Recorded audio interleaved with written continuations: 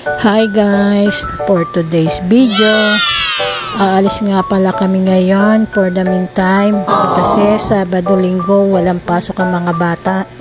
Magbabakasyon lang, papahinga daw sila kahit sandali lang. Kaya ito kami ngayon, bibiyahe, tapos na kami sa norte, kaya papunta naman kami ngayon sa south. Wow! Inabutan na naman kami ng ulan, kaya eto medyo traffic. Ano naman nagbago? Lagi naman. Hay, salamat. Nalampasan din ng traffic. Wow! Kasalukuyan ngayong nabiyahe. Ito naman si Nami, pabebe. Siyempre, hindi may iwanan ng baby. Laging kasama yon kahit saan magpunta. Ayan, maluwag na ang kalsada. Nararamdaman na namin ng lamig. Patagaytay nga pala ang mga person. Wow!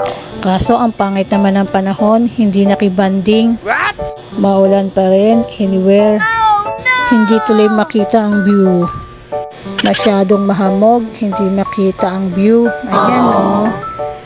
Ganda sanang tignan.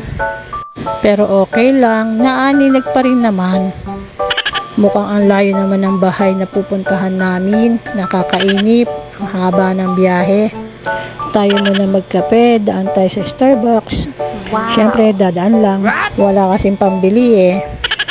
Sa bahay na lang magkakape. Malapit na kami sa bahay.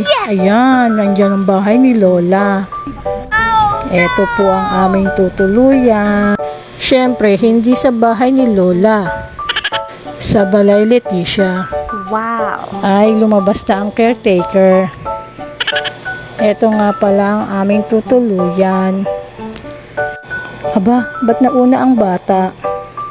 Maganda nga pala yung bahay na aming tutuluyan. Maluwag siya. Wait and see. Papakita ko ang loob mamaya. Abangan na susunod.